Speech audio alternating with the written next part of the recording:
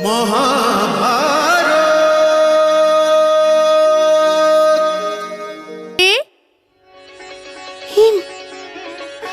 ভীম আমার পুত্র, তুই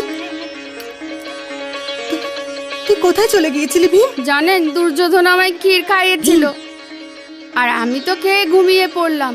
চোখ খোলার পর দেখলাম আমি নাগলোকে আছি, আর নাগরাজ বললেন যে উনি আমার মাতার মাতামহ হন। হ্যাঁ পুত্র, উনি আমার মাতামহ হন, কিন্তু তুই এখন এসব কথা ছাড়। প্রথমে জ্যেষ্ঠ মাতার কাছ থেকে আশীর্বাদ নিয়ে নি। চল পুত্র। দিদি, ভীম প্রণাম। তুমি কোথায় চলে গিয়েছিলে পুত্র? দীর্ঘজীবী হও, শক্তিমান হও। শক্তিমান তো আমি হয়েই গেছি। 7 বাটি ভরে ফলের রস খেয়ে এসেছি। নাগরাজ বলেছেন 1 বাটিতে 10 হাতির শক্তি আছে। অর্থাৎ এখনো 70 হাতির সমান খাবার খাবে মাতাশ্রী।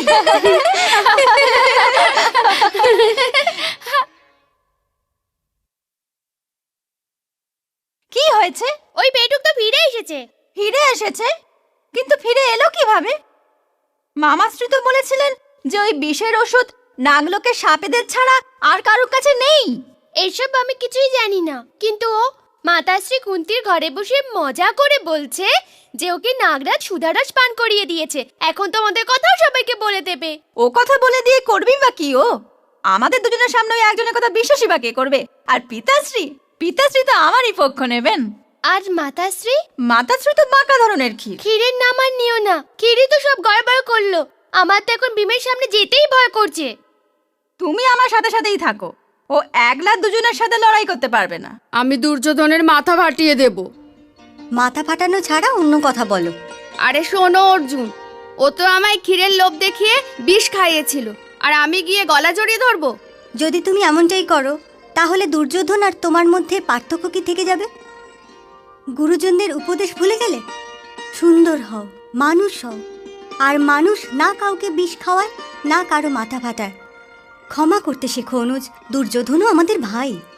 তাহলে কি ওর কাছে গিয়ে ধন্যবাদ দেব আর বলবো ওটা খুব ভালো ছিল? আবার কবে খাওয়াবে? না, তুমি এ কথাও বলতে পারো না। আচ্ছা তো বলো, আমি কি করব? চুপ করো, এ আমাদের ঘরের কথা। মাতাশ্রী আর আমরা 5 ভাই ছাড়া কেউ যেন জানতে না পারে যে তোমার উপর কি বিপদ গেছে। ঘরের কথা ঘরের বাইরে বেরোলেই অপরের হয়ে যায়। আর যদি জ্যেষ্ঠ মাতাশ্রী জানতে পারেন তাহলে উনি খুব দুঃখ পাবেন। এটাকে আপনার আদেশ যে আমরা চুপ করে থাকবো? যদি তুমি আদেশ ছাড়া চুপ না থাকতে পারো তবে এটা আমার আদেশই। আর এটা আমারও আদেশ।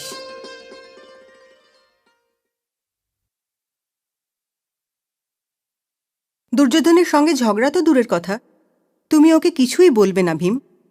না হলে আমি তোমাদের পিতামহকে বলে দেব তোমরা আমার কথা শোনো না। যথা আজ্ঞা মাতাশ্রী।